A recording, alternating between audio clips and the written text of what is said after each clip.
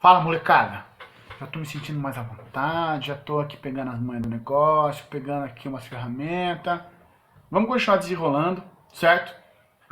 Importante porque esse módulo aqui, gente, olha, eu suponho, não sei não, viu, mas ele é mais extenso, tá? Não sei se a gente vai encontrar um módulo tão extenso assim ao longo do nosso material. Pode ser que sim, pode ser que não, mas isso aqui, ó, porque a gente vai trabalhar no período regencial, certo? Da situação interna brasileira, de como funcionou essa regência, né? Ela foi um período bastante conturbado do ponto de vista político e também das rebeliões.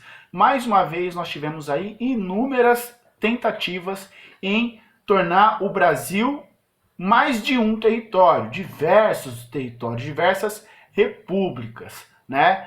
E a gente, ao final dessa situação, a gente conseguiu manter a nossa unidade territorial. Vamos observar como isso se deu ao longo dessa aula aí, módulo 74, da maravilhosa frente, frente não, tá, botou frente, não sei porquê, viu gente, foi mal, da apostila 13 de vocês, mais uma vez, qualquer dúvida, qualquer situação, vocês, certo? Chama nós que a gente desenrola, firmeza? Vamos lá, ó, moçada,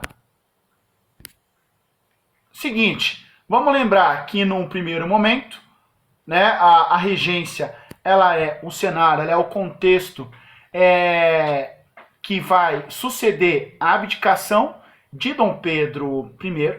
Vamos lembrar também, né, que Dom Pedro I foi lá para Portugal e tudo mais, se tornar rei português após o falecimento de Dom João e após ali uma luta, né, uma disputa do trono com o seu irmão, Dom Miguel, né?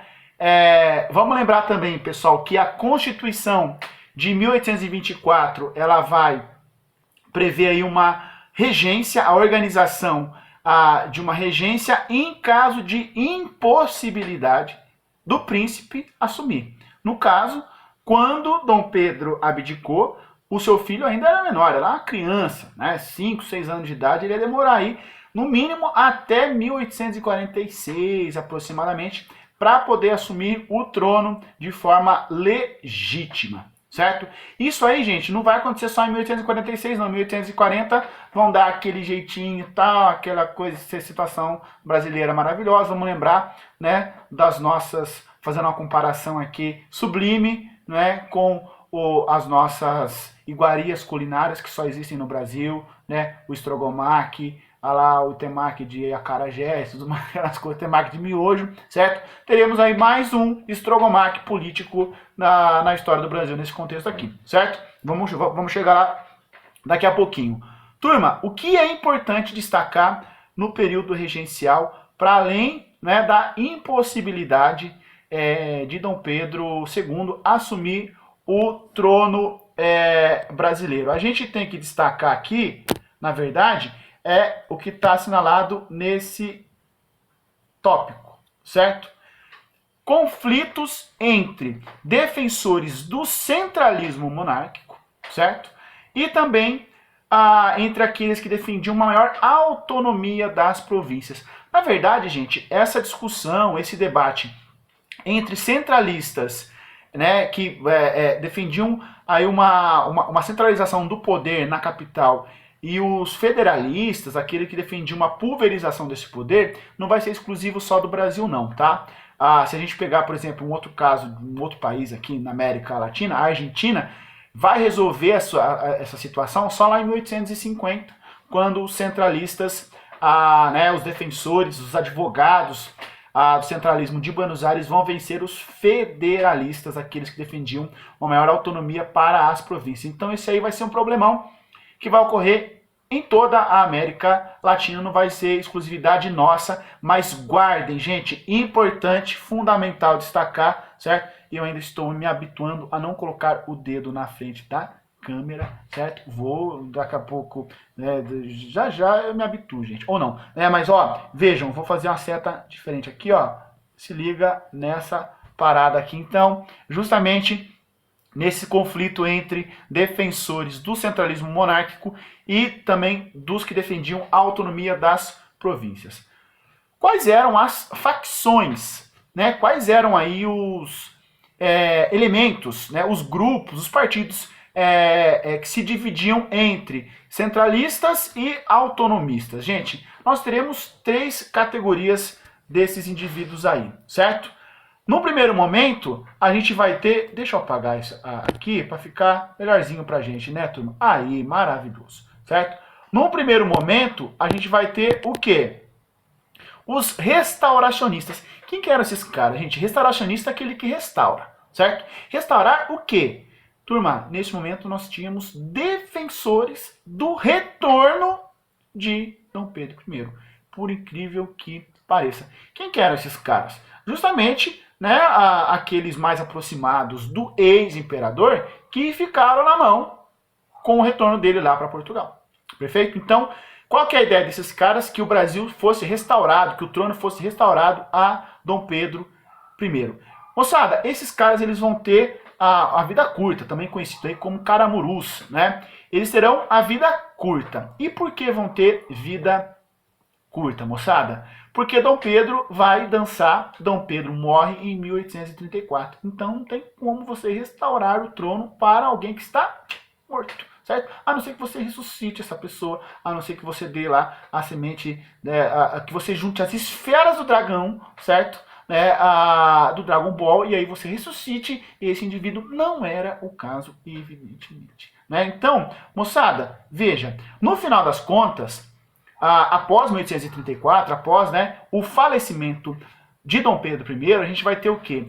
Uma disputa, né, entre os liberais moderados, uma rapaziada também conhecida como os chimangos, que vão fazer o quê? A defesa da monarquia, ainda, né, chefiada, fazendo essa transição da regência, porém com uma maior autonomia para as províncias, certo?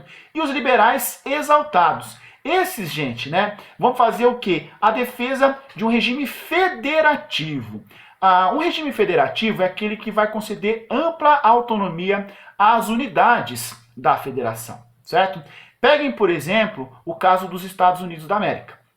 A gente já dialogou isso, já falou sobre isso em aula, mas é importante destacar que os Estados Unidos é um grande exemplo, né, de um governo, de uma república federalista ao extremo. Por quê? Lá os estados, né, eles têm, por exemplo, a prerrogativa de decidir sobre a vida ou não dos seus cidadãos encarcerados. Uns adotam a pena de morte, outros não, certo?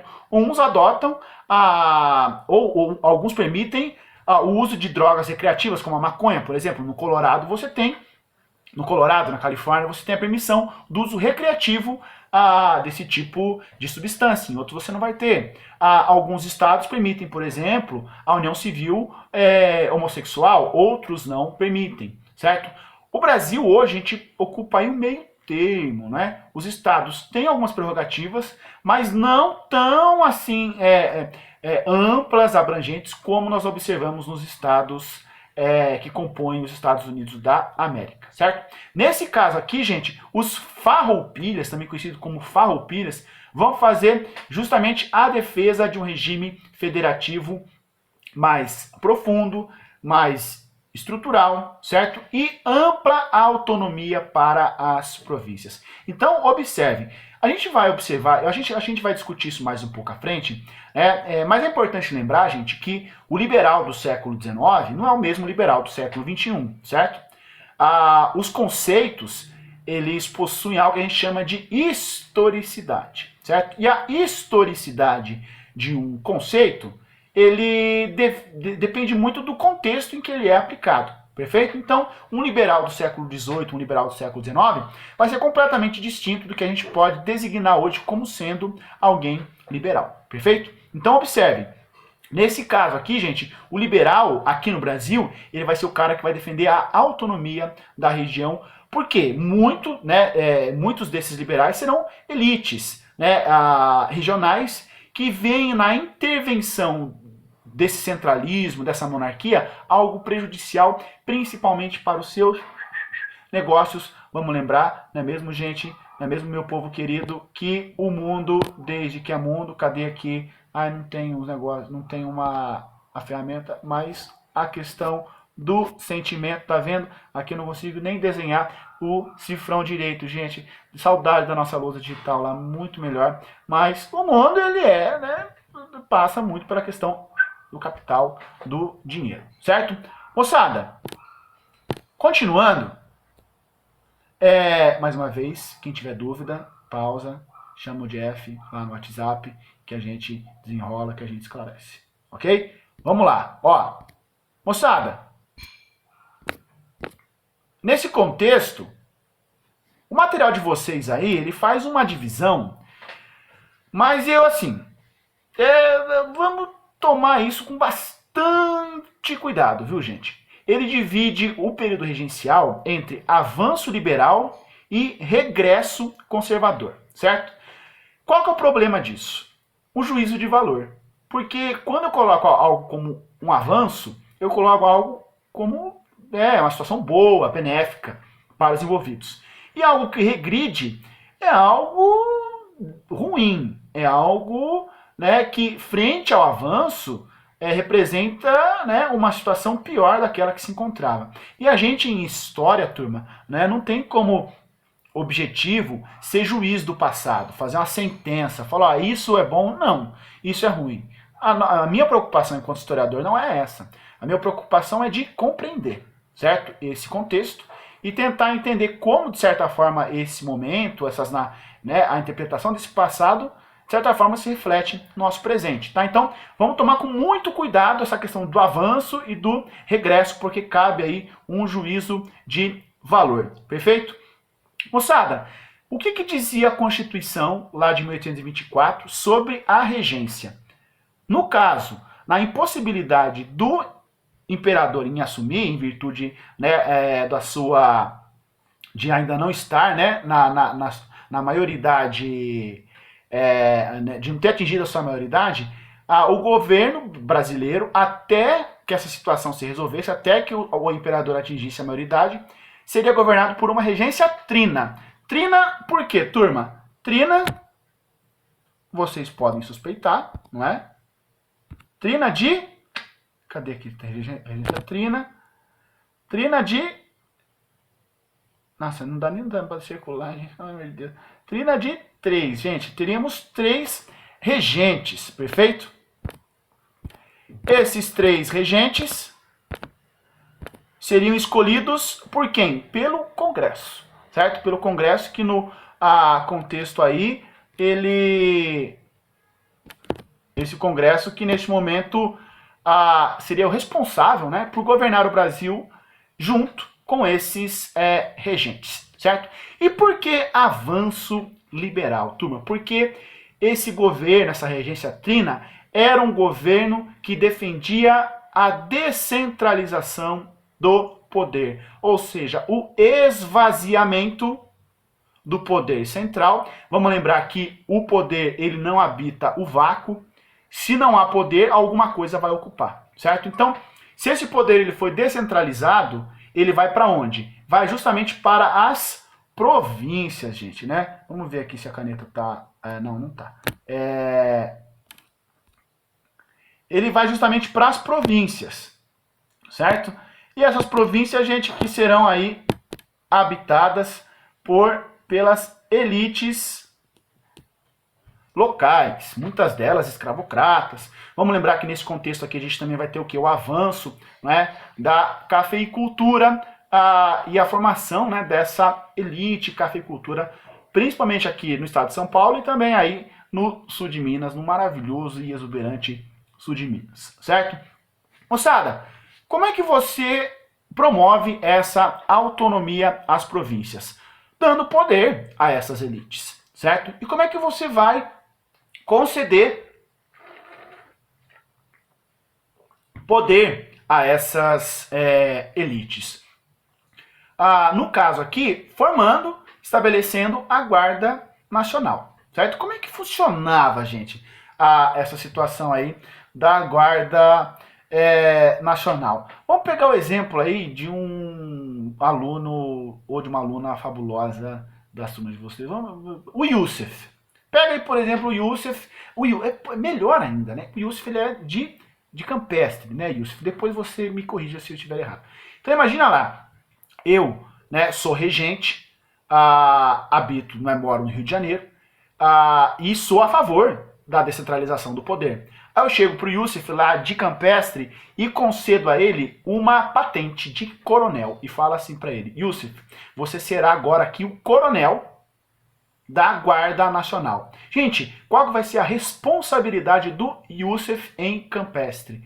De promover a segurança pública dessa localidade. Porém, o Yusuf, ele pode usar isso tanto para promover a segurança, como também para, por exemplo, perseguir os seus desafetos políticos. Né? Imaginemos aí que o Yusuf ele seja um desafeto lá em Campestre, ou então, não sei, em Poços de Caldas, aí na região, de um outro cidadão, certo? Não sei, aí seja desafeto do Rafael, do outro segundo, certo? Gente, tendo o poder, ele vai poder o que também? Ter o poder sobre, de certa forma, a vida do Rafael e também a segurança dele. Então, olha só como eu estou empoderando, certo? Essa elite por meio dessa patente, por meio desse aspecto da segurança. Conseguem perceber? Outro elemento também importante, gente, vai ser a figura do juiz de paz, certo? O juiz de paz, ele também vai ser uma categoria distribuída a alguns membros dessas elites. Ao passo que a Guarda Nacional, gente, ela vai ser o elemento, o braço aí da violência, da força do Estado, o juiz ele vai ser o quê? Justamente o elemento da justiça, né, e da aplicação das leis. Então, nesse contexto, o juiz de paz ele era meio que o dono da lei, certo? E sendo o dono da lei, ele pode aplicar para uns e não para outros. Então, observem, turma, como nesse contexto do avanço liberal, nós temos o quê? Uma crescente autonomia a essas províncias, certo? Nós temos aí um crescente empoderamento dessas elites regionais, certo? Moçada, tudo isso vai ser coroado com o ato adicional de 1834. Veja, quando você escreve uma Constituição, com o passar do tempo, você vai precisar o quê? Fazer adaptações ao texto constitucional. Essas adaptações, pessoal, a gente vai dar o nome de emenda à Constituição, certo? Aqui a nossa Constituição, por exemplo, tem diversas emendas, certo? E vai continuar tendo, porque é natural que assim seja. Você precisa adaptar o texto constitucional às novas realidades que surgem. O ato adicional, ele vai ser justamente o quê? Uma emenda à Constituição de 1824, certo? E vai ter um apelo autonomista. Vai o quê? Colocar no texto da lei, gente, da Constituição, essa autonomia tão desejada pelas elites provinciais, certo? Como é que isso vai se dar? Com a criação das assembleias provinciais. Vocês podem acompanhar no material de vocês aí, gente, né? Vai estar aí designado que antes você tinha o quê? Conselhos. E, gente, conselho, os conselheiros dão o quê? Dicas. Quando perguntados, a assembleia, ela vai deliberar, ela vai autorizar ou não. Ou seja, uma assembleia é mais poderosa do que um conselho. E quem é que vai habitar essas assembleias, gente? Mais uma vez, quem é que vai estar participando dessa situação aqui? Ó, as elites regionais. Perfeito? Temos então a criação das assembleias provinciais. Teremos também aqui, gente, a substituição da regência trina por uma regência una, certo? Antes eram 3, agora é somente um regente. Então, observe. Moçada, olha só o que está acontecendo. Eu estou concedendo autonomia para as províncias e vai ter um cara só governando. A gente está quase que se aproximando de um regime presidencialista, de um regime republicano. Perfeito? E esses regentes, eles terão o quê? Esse regente uno vai ter um mandato de 4 anos, certo? Moçada, veja só.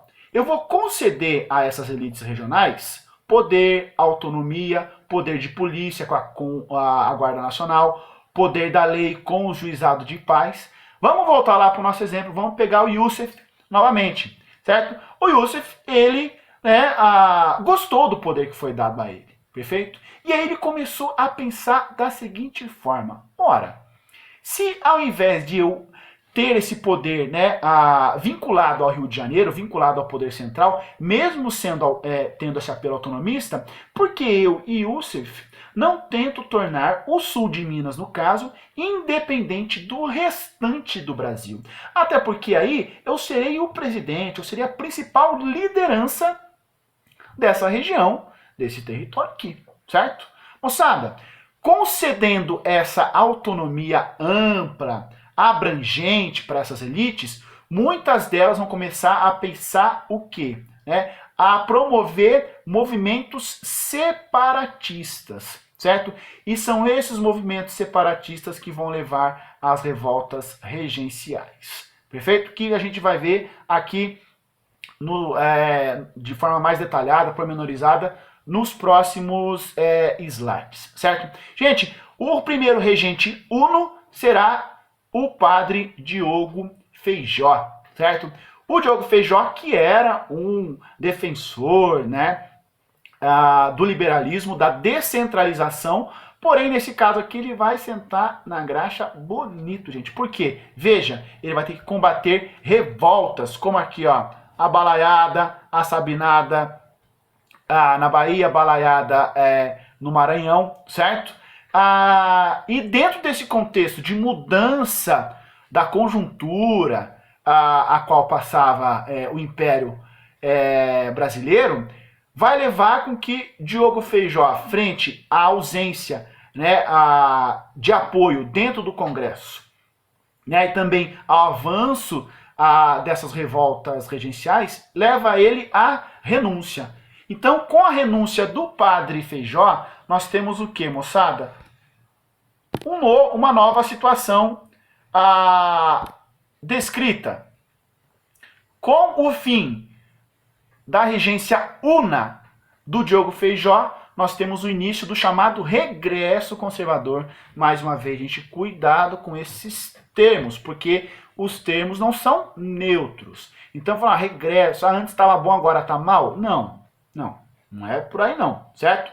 Mas o regresso conservador, vamos lembrar, se os liberais são a favor da autonomia, os conservadores serão a favor da centralidade, certo?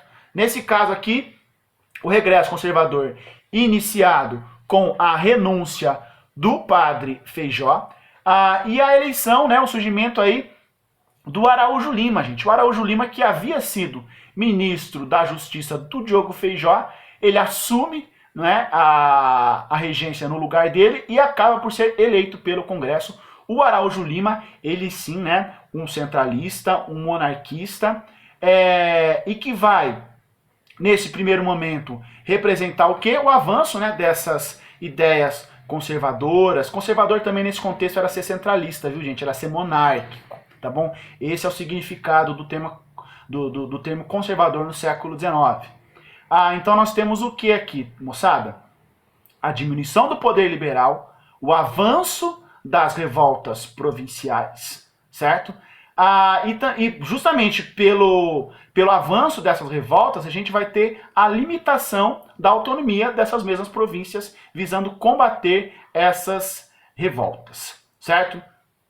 Quais serão aí algumas dessas medidas? Por exemplo, o fim das assembleias provinciais, certo? E também a nomeação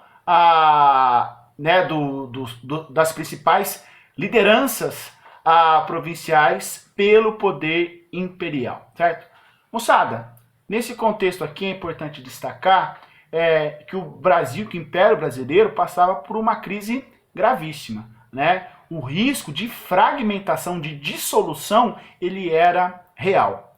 Nesse contexto, para manter a unidade, você precisa de um poder forte e centralizado. E quem é que vai representar esse poder forte e centralizado?